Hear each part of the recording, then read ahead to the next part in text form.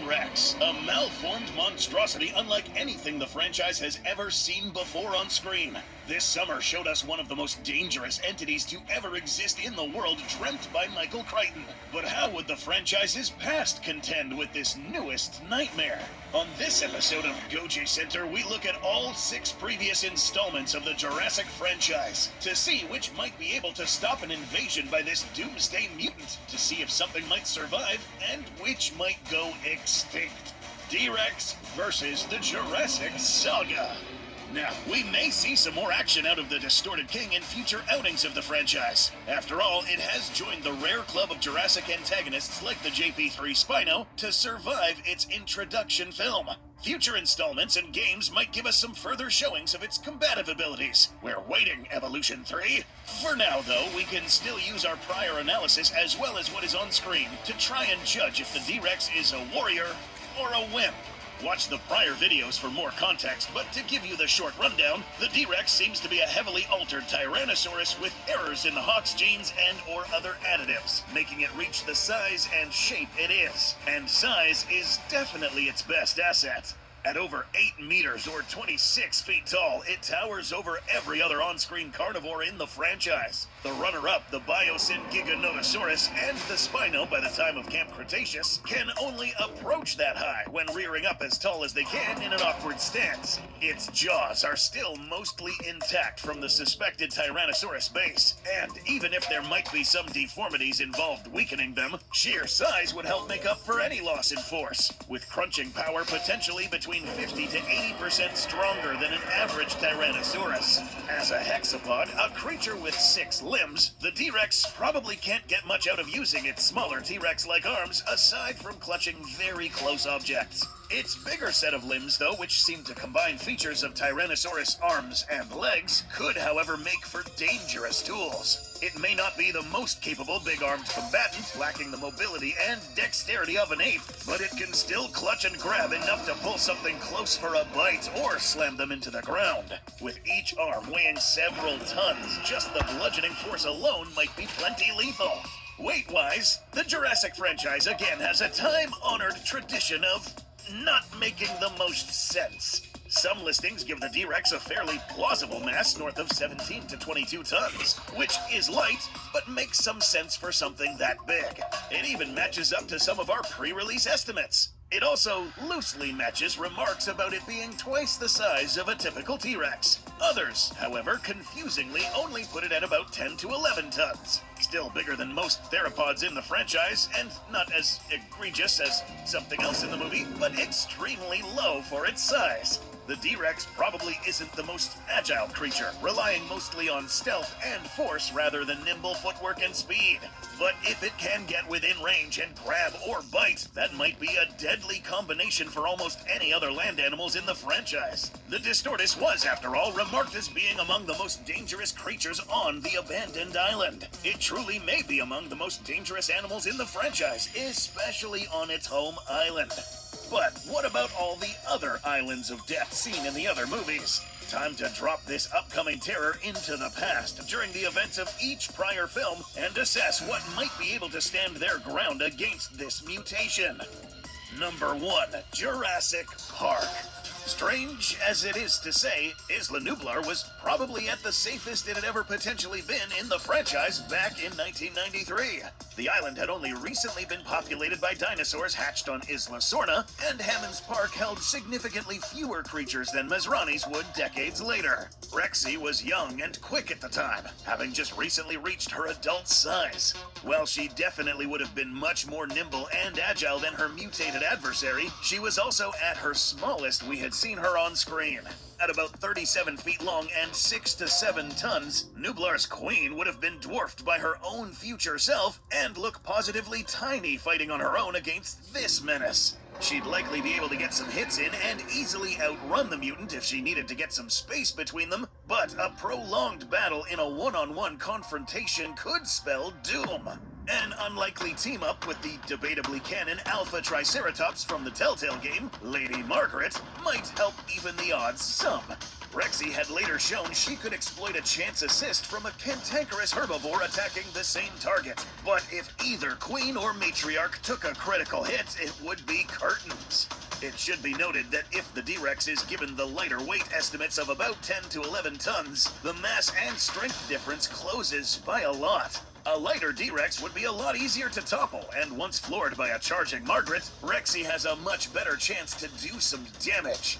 With only 3 adult raptors on the island, and them not exactly being team players, just about the only thing left that might be able to do something would be any one of the island Brachiosaurus. Between 50 to 70 tons, realistically one of these things might be capable of crushing the mutant by just trampling into it during a battle of titans. Unfortunately, a lot of the sauropods in this franchise tend to not have the best combative ability. In the end, it might just be best for anything on 90s Nublar to treat the D-Rex like how the people treated them. Run away. Number 2, the Lost World.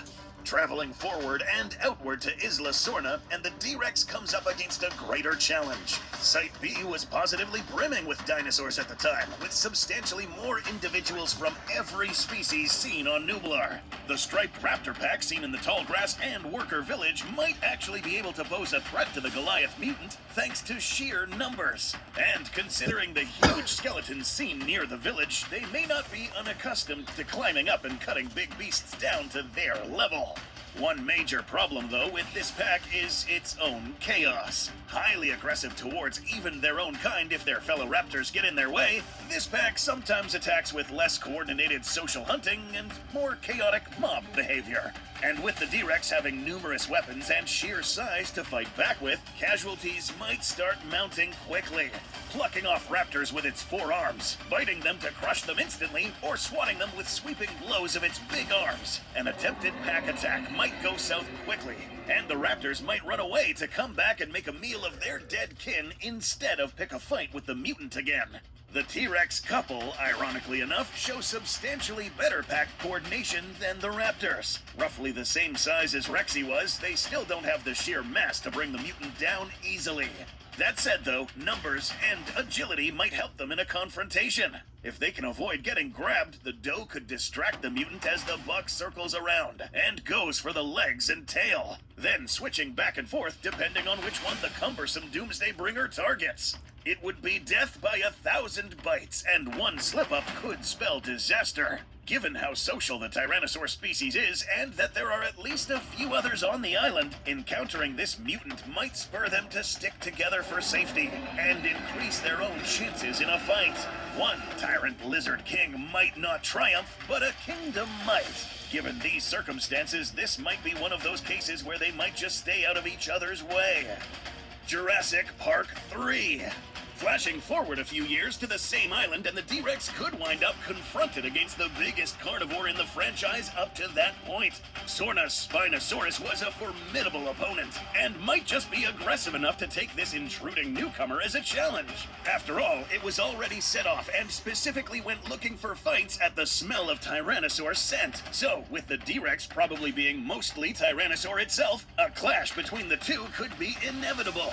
But this is where the sailback's luck runs out. In its fight against the bull Tyrannosaur, the Spino leveraged its size and reach to its best advantage, shrugging off hits from the smaller predator to grapple its head and neck. From there, it was mostly making use of its own brute strength, height, and weight advantage to snap the neck. 3 things the Spino is not going to have fighting an opponent much heavier and taller than it is. Trying to target the head with a neck snap could still work, and a fight in the water might help swing the odds. But reaching there without getting grappled or crushed would be a Herculean, close to impossible task. There is, however, another predator from the third movie that might stand a chance. One who, in an earlier script of the third movie, was going to bring about the end for the Spinosaurus with brains over brawn. The raptor pack in Jurassic Park 3 that made their nest near the embryonic compound were distinctly different from every other raptor in the franchise. Led by their matriarch, this pack showed far better coordination and communication than just about every other pack in the franchise. And with intelligence rivaled by few, like the Atrociraptors in Chaos Theory. Just 4 or 5 raptors wouldn't be nearly enough to bring down the rampaging mutation, but given the number of nests we saw, the true size of this pack might be measured in the dozens. And if all of them attacked in careful maneuvers, that might be enough for numbers to overcome even the D-Rex's size. Being more than smart enough to jump on the back where the mutant wouldn't be able to easily reach, or go for the flanks and tail outside of grabbing or biting range. This pack might be able to pull it off over a very long time, making this creature succumb to blood loss. That's if the raptors are down with downing their own population at taking this D-Rex out. Number 4, Jurassic World. A clash of hybrid versus mutant. If the D-Rex found itself on Isla Nublar in the 2010s, it might well wind up crossing paths with the Indominus Rex amidst its rampage. And in a clash between one of the first creatures in the series to be called a monster and the latest to bear that title, only one monster could remain standing in the end if the encounter came to blows. This would be a battle of raw force versus raw abilities. The Indominus has managed to cut down larger opponents before, but now she is up against one far more well-armed than any of the other gentle giants on the island. In the battle against Rexy, despite having a height and weight advantage, it took the Indominus a while to get control of the fight, and some timely distraction by Blue left her getting ragdolled by the irate Tyrannosaurus. She absolutely was stronger than the older Rexy at the time, but inexperience might be something of a handicap. In a one-on-one confrontation, the Indominus would have her best chance using her camouflage to get a first strike, trying to circle around and go for the legs to cut the towering Colossus's foundations out from under it by damaging the tendons and muscle. But with the D-Rex having 4 limbs to act as a foundation, this wouldn't be as easy as if she was fighting a biped. It's also notable that her camouflage ability would be largely limited to this initial ambush. Camouflaging animals like the cuttlefish she got the genes from can't instantly change on the fly when moving. This isn't the active camo from the Predator we're talking about. It takes a moment for the skin to adjust. And in the midst of a fight that she can't afford to get grabbed on, the Indominus would have a very hard time getting that moment after the first strike. If she kept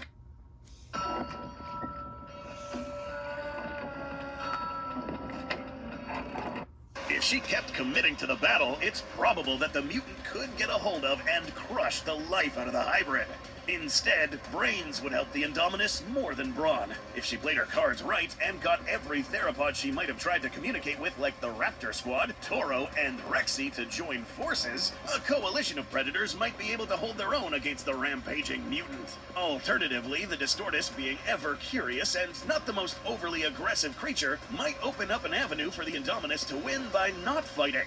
If those two started communicating and the Distorted King was actually curious enough to listen, everyone on the island would have a substantially worse outcome if those two teamed up. If there was anything we learned in the movie and in the tie-in series Camp Cretaceous, it's that this Indom can be diplomatic at times. Had it not been for Rexy attacking first, the Indom would have probably taken the opportunity to make Rexy her next valuable ally. Number 5, Fallen Kingdom. Dropping this monstrous mutation right outside the Lockwood Manor after the initial breakout would prove disaster for anyone and anything involved. With the dinosaurs on Isla Sorna forgotten by the scriptwriters to be MIA, the only creatures are those from Nublar, all caged, sickly, and emaciated, with the only released animals being a Stygimoloch that's going to have the common sense to book it out of there, and Blue, who probably doesn't want anything to do with this fight. That just leaves him.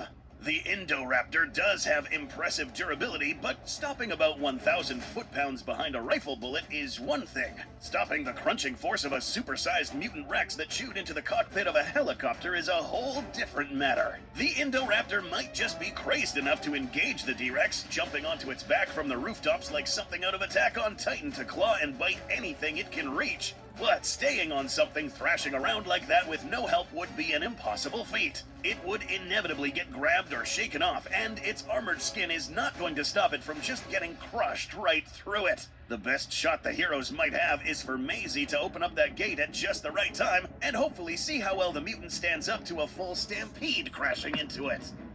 Dominion.